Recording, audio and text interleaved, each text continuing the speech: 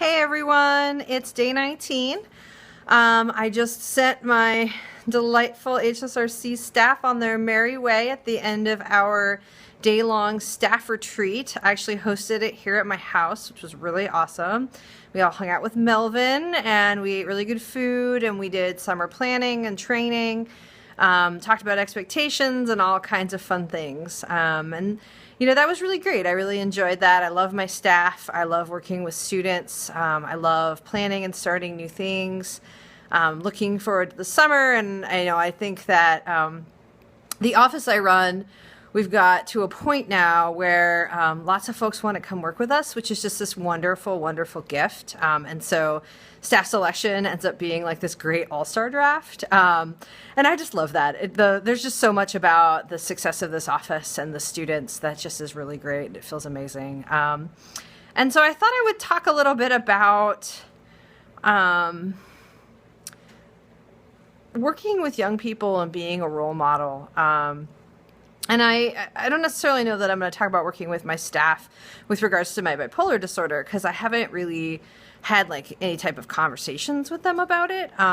If they follow me on Twitter, they can see my blog. I don't have my staff as Facebook friends, so if I put it on Facebook, they're not seeing that. But I'm certainly not hiding it from them. But it's not really like a common conversation to have in the workplace. But I will say that I used to work with troubled teens that were experiencing a lot of different mental health issues and mental illness. And although at the time I didn't have a diagnosis, I did know that I was struggling. And I had been to therapy. And sometimes I would share that information with my students. And I listened to them. And generally, the only time I would share that information was within the context of, will this help them? Or is this to help me? And, if it's to help me, I'm not entirely sure that as a role model and as a person who's supervising and mentoring and guiding, that I need to disclose that information, because it's not about them at that point. It's about me. And being a supervisor, being a guide, being a mentor, in my mind, is about the person that you're providing support to. And yes, that's a two-way street. And yes, those relationships are mutually beneficial. And yes, I learned so much from my mentees.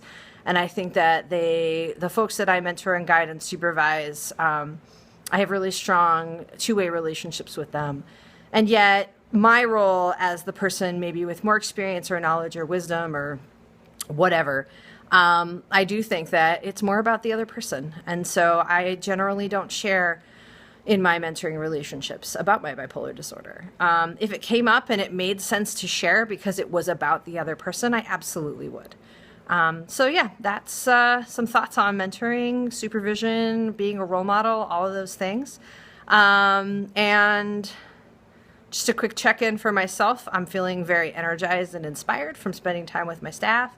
I'm also really proud of myself because I rode 5 kilometers on a rower today and it hurt like heck. But it felt really good in the end to just have it done from a mental perspective. Sometimes it's really nice to have a challenge that doesn't seem surmountable and then to accomplish it. So I try really hard to put something like that into my week every week so that I can to feel proud. And it's not always a physical thing. Sometimes it's a mental thing. Sometimes it's an emotional thing. Sometimes it's just the challenge of getting out of bed. So it just depends on where I am in my experience, as how I'm feeling and what I'm feeling like doing. So anyway, I'm going to answer some email because that's what I do, a lot of email. And then I have a softball game tonight. So I hope you all are doing well, and I'll talk to you all tomorrow.